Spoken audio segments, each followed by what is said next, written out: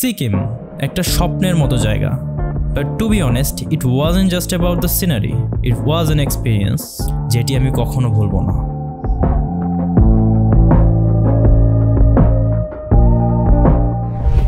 বর্তমানে আমি আছি সিকিমের রাজধানী গ্যাংটকে, আর এটি মাটি থেকে অলমোস্ট 6000 ফিট উপরে।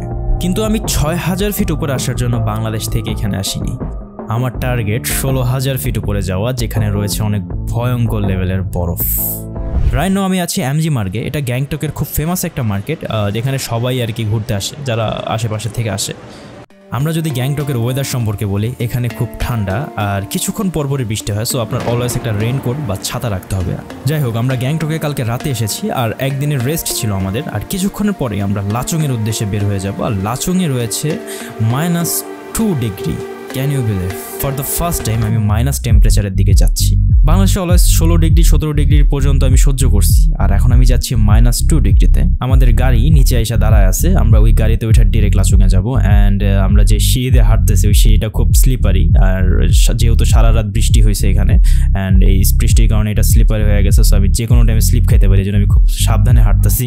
অলরেডি আমরা আমাদের গাড়িতে উঠে পড়ছি। আর এইবার আসি আমরা মেন কথায়, আপনারা বাংলাদেশ থেকে গ্যাংটকে কীভাবে আসবেন। সো এটা দুইটা ওয়ে আছে। আপনারা চাইলে কলকাতা যায় ওখান থেকে ফ্লাইট নিয়ে শিলিগুড়ি আসতে পারেন, অথবা আপনারা চাইলে ঢাকা থেকে আপনারা ডিরেক্ট চ্যাংরাবান্ধা চলে যেতে পারেন। ওই চ্যাংরাবান্ধা বর্ডার দিয়ে আপনারা ডিরেক্ট চলে যাবেন শিলিগুড়ি। অ্যান্ড শিলিগুড়িতে আপনারা অনেক বাস পাবেন, যেগুলো 150 থেকে 200 টাকা। আর আপনারা যদি চান রিজার্ভ ট্যাক্সিতে যেতে, সেখানে আপনার 400 রুপি ইন্ডিয়ান রুপি দিতে হবে, 400 থেকে 500 ইন্ডিয়ান রুপি দিতে হবে। আর আমি বলবো যে আপনারা ট্যাক্সিতে যান, ট্যাক্সিতে গেলে অনেক ফাস্ট হবে, কিন্তু ট্যাক্সিতে হচ্ছে অনেক লোক উঠায়, অনেক প্যারা খাইতে হবে আপনাদের। শিলিগুড়ি থেকে গ্যাংটক আসতে 5 থেকে 6 ঘন্টা লাগবে যদি জ্যাম না থাকে। আরেকটা কথা, আপনারা যখন শিলিগুড়িতে ঘুরবেন তখন আপনাদের আশেপাশে অনেক দালাল দেখতে পারবেন, যারা আপনাদের ধরে ধরে বলবে যে খুব কম টাকায় প্যাকেজ দিচ্ছি, নর্থ সিকিম হাবিজাবি অনেক কিছু বলবে। সো ওদের ফাঁদে পা দিবেন না, বিকজ ওদের প্যাকেজ খুব বাজে। সো আপনারা শিলিগুড়ি থেকে গ্যাংটকে এসে পড়বেন, বাস বা ট্যাক্সি আপনারা যেটা প্রেফার করেন। আর র্যাংপো চেকপোস্টে আপনাদের গাড়িটা থামাবে, তখন আপনাদের পাসপোর্টে একটা সিল দিতে হবে, আর ওই সিল দেওয়ার টাইমে একটা ফর্ম ফিল আপ করতে হবে। আর সেটা অনেক ইজি, আপনারা যদি না পারেন কারো হেল্প নেবেন, আর ফর্মটা ফিল আপ করে আপনার সাথে সাথে গাড়ি বা বাসে আবার উঠে পড়বেন, অ্যান্ড আপনাদের গ্যাংটক পর্যন্ত ওরা পৌঁছায় দেবে। সো গ্যাংটকে এসে আপনারা যে কোনো একটা হোটেল খুঁজবেন, অ্যান্ড হোটেল খুঁজে সেখানে আপনারা এক রাত থাকবেন, বিকজ এখানে ঠান্ডা ওয়েদারের সাথে আপনার বডিটাকে কমফোর্টেবল করতে হবে।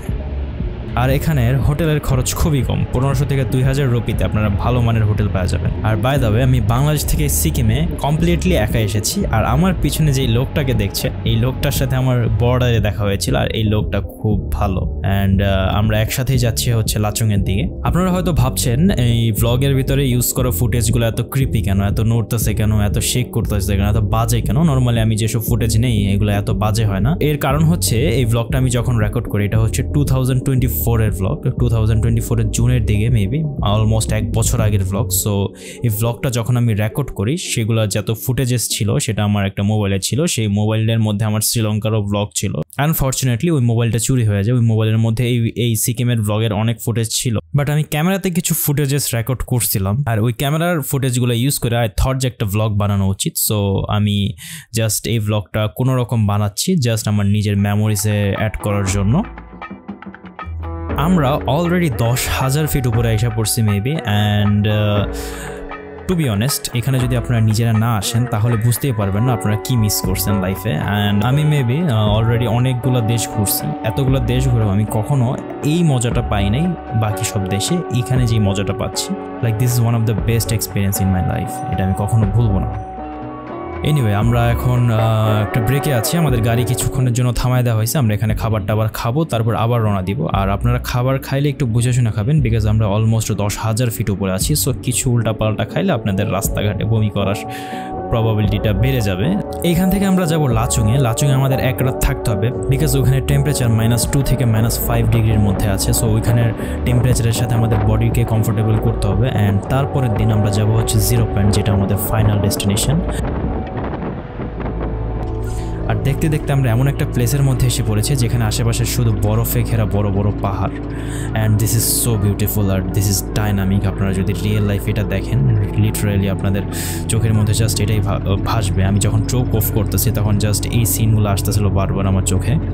আপনারা যখন এখানে আসবেন তখন আপনাদের আসার আগে একটা চেকপোস্ট পড়বে, সেই চেকপোস্টে আপনাদের কিছু পারমিশনস লেটার হাবি যাবে, ওগুলো ড্রাইভাররা কইরা দেবে। বাট ওইখানে আশেপাশে আপনারা দেখবেন অক্সিজেন সেল করে, সো ওইখান থেকে আপনারা অক্সিজেনটা কিনে নেবেন। বিকজ আপনারা যখন হাই অ্যালটিটিউডে যাবেন তখন আপনার অক্সিজেনের অনেক প্রবলেম হবে। আমি মাতবরি করে অক্সিজেন কিনি নাই, যদিও আপনারা 0 পয়েন্টের ওখানে অক্সিজেন পাওয়া যাবেন।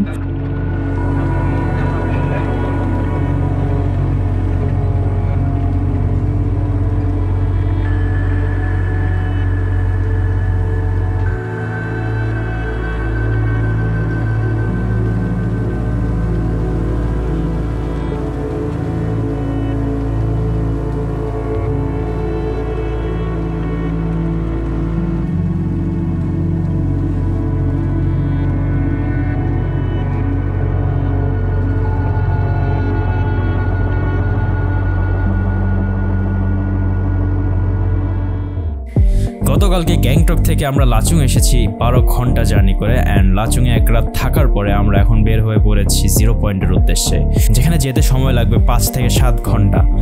আর ট্রাস্ট মি গাইস, এখানে টেম্পারেচার মাইনাসের দিকে চলতেছে। যখন গাড়িটা মুভ করতেছে আমি আমার হাতটা বের করে যে শুট নিব সেটার জন্য আমার হাত বরফে জমে যাচ্ছে এমন লাগতেছে। আপনারা লাচুং থেকে 0 পয়েন্টের রাস্তার দিকে যখন যাবেন তখন আপনারা আপনাদের লাইফের বেস্ট ভিউগুলো এক্সপিরিয়েন্স করতে পারবেন। ঠিক এখান থেকে আপনারা অক্সিজেনের অভাবটা ফিল করতে পারবেন, লাইক আপনার গলা কেউ টিপে ধরছে এরকম লাগবে আপনার। অ্যান্ড আপনারা প্লিজ অক্সিজেনটা ক্যারি করবেন, মাতবরি করে আমার মতন অক্সিজেনটা না নিয়ে এসে পড়বেন না। বিকজ আমি উপরে যে অনেক বড় একটা প্রবলেমে পড়ছিলাম, যদিও ওটা ক্যামেরায় ক্যাপচার হয় নাই, বাট আমি অনেক বড় একটা প্রবলেমে পড়ছিলাম অক্সিজেনের জন্য। ফাইনালি 42 ঘন্টা জার্নি করার পরে আমরা এসে পড়েছি আমাদের ডেস্টিনেশনে, যেটা মাটি থেকে 16,000 ফিট উপরে। টু বি অনেস্ট, জার্নিটা এত ইজি ছিল না। এমন জায়গা ছিল যেখানে আমরা ফিল করেছি আমরা হয়তো এবার মরছি। সিকিমে আসার রাস্তাটা এত ইজি না, ভাঙাচোরা রাস্তা, যে কোনো টাইমে যে কোনো কিছু হয়ে যাওয়ার চান্সেস থাকে। But finally we made it. Welcome to Sikkim 0 point. This place is literally at the top of the world.